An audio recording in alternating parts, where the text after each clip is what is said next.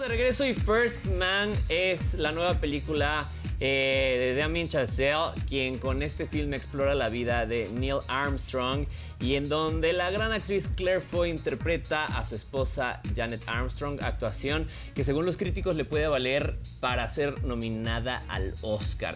La película se basa en el libro homónimo de James Hansen y la actriz tuvo oportunidad de hablar con el autor, además de conocer a los hijos de Armstrong.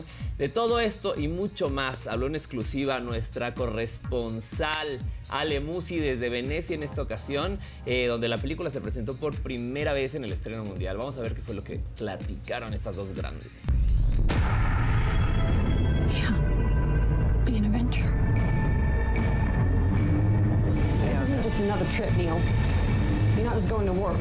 Do you think you're coming back? I have every intention of coming back. So Claire, you really did an amazing job in this movie. In fact, I don't know if you know it, but critics are already talking about an Oscar performance. Oh my God. Yeah. So I wanted to... It's for true, yeah. But I wanted to ask you, how did you approach this character? How was your process with her? Always the same, really. I just sort of start with nothing and then try and build it up. But there was lots of reading to do, fortunately. I love research, so I read Jim Hanson's book cover to cover, really. And then I was lucky enough to get Jim sent me 6 tapes of the original interviews that he did with Janet, and obviously a lot of it didn't make it into the book because it's sort of Neil's story, but it was just amazing just to hear her. It was just amazing, so I just listened to her all the time, really. And then it's the gradual piecing together and then finally finding yourself kind of... We did 2 weeks of improvised rehearsal, just Ryan and me and the boys.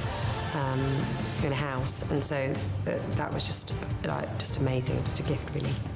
Did you have an opportunity to meet the kids and family of Neil Armstrong?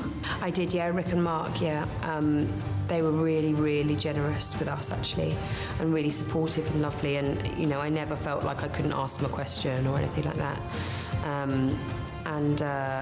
They are so like their mum and dad, so they're just, you know, it's just lovely to talk to them, really, and find out kind of just the day-to-day workings of their house, which is what I was interested in, really. You also had the opportunity to visit NASA, is that correct? I didn't go. No. All the lads went. I didn't go because I wouldn't have been able to go anyway back then. So I was like, well, if they didn't want me then, I'm not going to go now.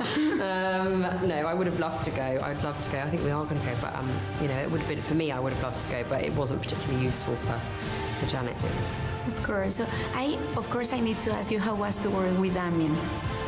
With Damien? Yes. Just a dream. He's just a truly amazing director and lovely person to spend time with as well. He just is very, very gifted, and you're watching sort of a maestro at work, really, with him. So I just felt very lucky to be on his set. Really lucky. And your relation with Ryan in the set and constructing these characters, how was it? Can you tell us some? Well, it was immediately we had to create a family. And I think we're both quite lucky, we both have families, so there was a shorthand that was really, really useful, I think, really useful.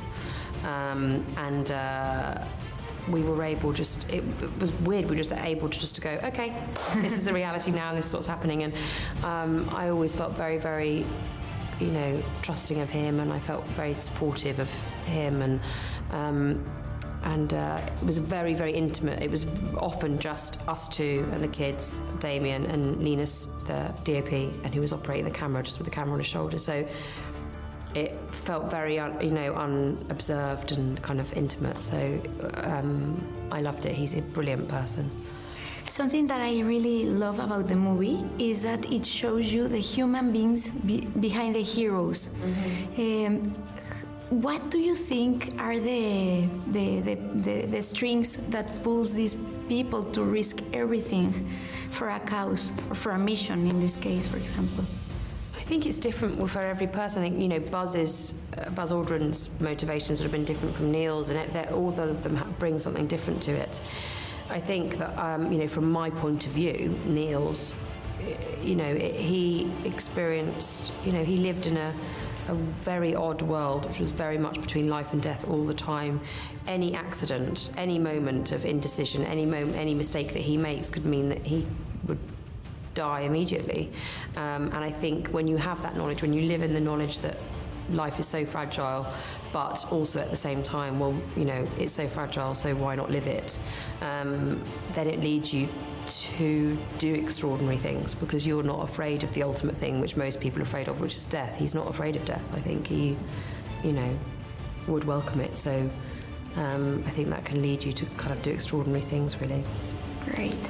This was an extraordinary movie and also a very special one. Do you have any other upcoming project that really excites you?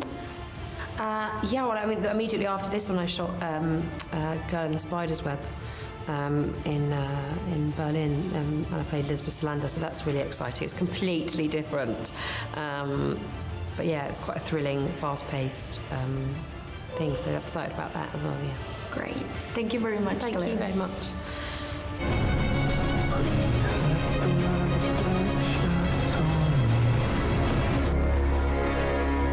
Gracias, Ale, Musi, qué maravillosa entrevista. Y bueno, me imagino que si no se lleva un Oscar por First Man, se la llevará por la chica de la telaraña, ¿no? Que también está haciendo una interpretación espectacular.